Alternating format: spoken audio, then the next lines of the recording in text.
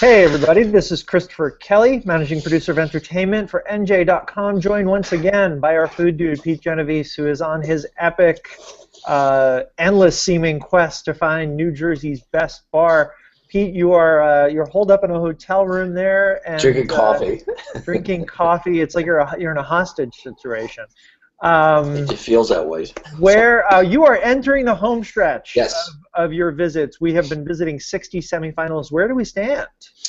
We are, I tell you, I've got to sit down and start thinking about those 10 finalists, which are going to be revealed again Friday of next week, and it's going to be tough. I mean, it's going to be tough to separate. We've had so many great experiences, first of all, I mean, in all these bars. The bar owners and patrons really into this, and to separate. Again, we're comparing different kinds of bars. So if we're just picking the 10 best sports bars in New Jersey, it'd be a lot easier. But we're picking bars, comparing dive bars to high-end cocktail bars, and it's going to be difficult. But there's been some separation, but again, narrowing it down to 10 is going to be really hard.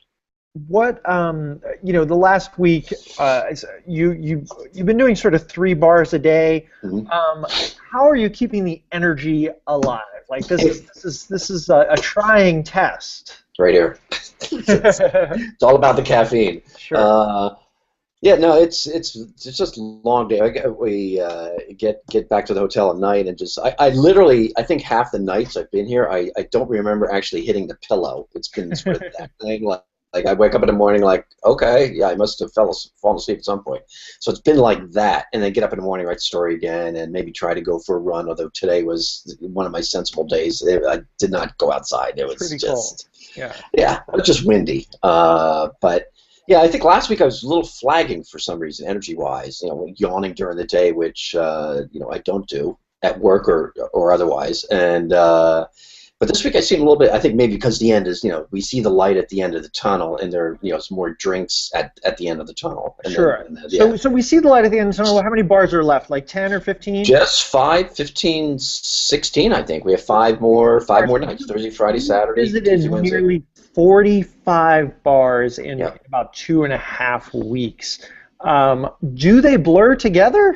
No, because they've all been different. No, they've all been different experiences. All these bars are different. I mean, they're like people. They all have their own personalities, really. I mean, they may, it might be 10 dive bars, but even the dive bars are different. The neighborhood bars are different. The sports bars, I mean, we've been to like sort of these glittering sports bars with 60 screens and DirecTV and every sporting event on the planet, and then we've gone to, there was a sports bar in Bayonne, which is really sort of more of a dive sports bar, if there is such a thing. It was, had a few screens, but it was a very sort of cozy, comfortable little bar. So even in those categories, even though we're not really judging categories, there's been wide variation. So every bar is really different, has its own personality. And I assume to some degree this experience is almost a bit of a history lesson too. I mean, you're stepping into places that were founded in 1927 or 1955. What's that like? Yeah, no, it's great. It's sort of tripping back into New Jersey's. It's not just bar past, but New Jersey's past. I mean, today's Post, a famous bar in the Pine Barrens, the Piccadilly in Chemung, which most New Jerseyans have never heard about. Chemung, it's right on 206 in Burlington County, and just it started back in 27 before Prohibition, back when Route 206 didn't even exist. It had a different name, and it was a dirt road.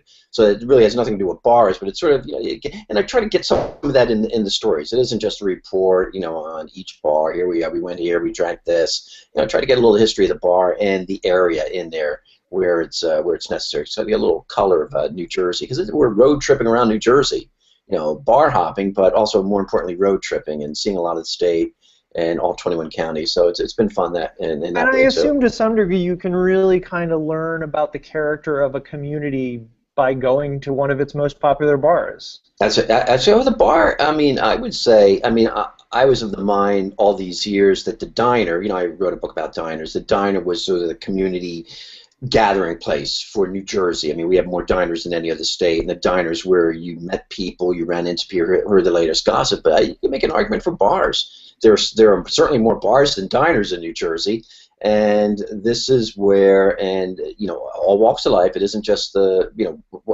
walks of life in all kinds of bars, and you can hear what's going on. You want to get the pulse of any community. I think maybe go to the bar than a diner, and sometimes they have better food too. As we've discovered, we've had a lot of really good food on this trip, and I think I'm sure we'll do a separate story at some point. The best food, best dishes of all the places. Because we've been eating pretty much everywhere, and not just wings. A lot of these bars do special things. We had shepherd's pie last night. It was actually pretty good at an Irish pub. So yeah, the bars are definitely the place to be. Let's hang out, get the latest gossip, meet new friends and old friends, and they're really they have the image of just a place to get drunk, but they're really not that. Not just in New Jersey, but really anywhere.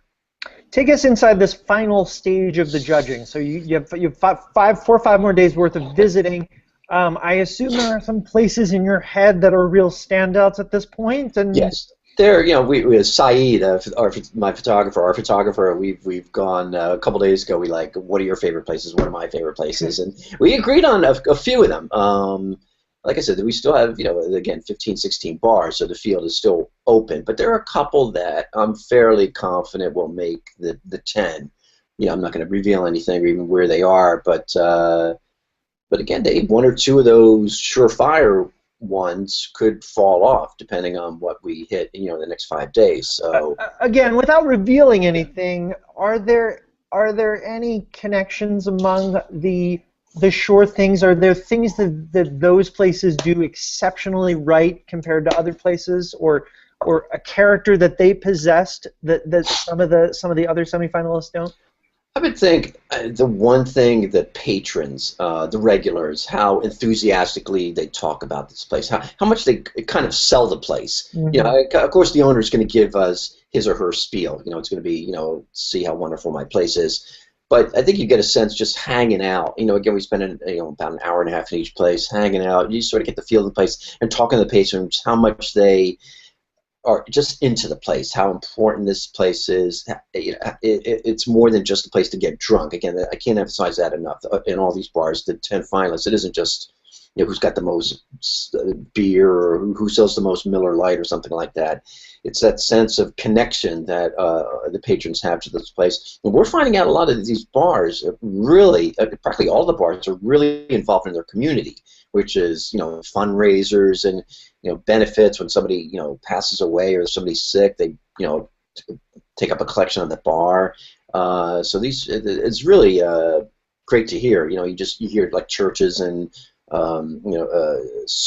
VFW posts doing fundraisers, but you never hear about bars. Bars, you're like, why would a bar do this? But these bars are so into their community, they're so tied into their community that these things happen. And I think some of those bars that might cause some of the separation, just how involved the bars, not just fundraisers, but how involved the bars are in their community. Sure. And so how some people say movie critics will say, I know 5 minutes into the movie, or a book critic will say, I need to read 10 pages to know if it's going to be good or not. Same thing at a bar? Do you walk in and within minutes know you're in there?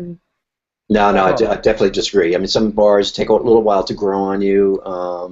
Again, the first 10 minutes or so, first 10, 15 minutes, the owner's always there, and they're showing us around. So you want to get that. You want to get a sort of, get the history. They showed us everywhere. Take us into the basement, into the kitchen, out back, be where the dumpster is to show where the recycling. So you have to, the first 10, 15 minutes really spent with that tour, and you're not even forming any conclusion. You don't really get a sense of what the bar's about just on that tour. Only when you sit down, have a drink, start talking to the regulars, then it starts. And then sometimes, a couple of these bars, say from the first week, have gotten, thinking back and then compared to what we've done since, they've sort of gotten a little bit better. Because you could see, now you have more to compare to. It's like going to judging best food. You hit the first couple of burgers, and then you have nothing to compare them to. And then when you start comparing them to later on, then you see, they're starting to look better, compared to ones. So, yeah, but again, I don't make up my mind. Sometimes it doesn't come to like the last 10 minutes or so. Something happens or something tells us something. Last night we had a great night last night. I will go into it in tomorrow's post, but I mean, all 3 bars last night were definitely contenders. So Pete, we are really in the home stretch. We are next week, next Friday, going to reveal the 10 finalists, the very last of the ones who've made it this far. So you and I are going to preempt our regular Thursday conversation and make it a Friday conversation next week. And folks can look on NJ.com Friday morning for your list of top 10 places. And then we're going to open up the polls again. There'll be a reader's winner, and you'll ultimately pick your own winner. But all that's going to start next Friday. So between now and then, folks can continue to follow the judging process on NJ.com, the judging journeys, and then you and I will be back again next Friday with the big news of the top 10. Yes, this is the most awaited news in New Jersey since I don't know when. I mean, this is big. Maybe. The owners are so these people are so into it. Everywhere we go with the welcome signs, and some of these many of the owners are really nervous. You know, what do I do? What do I say? You know, just be yourself. Yes. So we've gotten them really into it because it's really been a fun project, and again, just getting around New Jersey and meeting a lot of people. So. Awesome. Yep. All right, well, back again next week. Until then, Pete Genovese, enjoy your final bar visit. I'm Chris Kelly, managing producer of entertainment for NJ.com. Check out NJ.com/JerseyBets for all of the Best Bars project. Thanks. And happy Mardi Gras a few days ago. I got these yesterday. Take care, Pete. Yeah.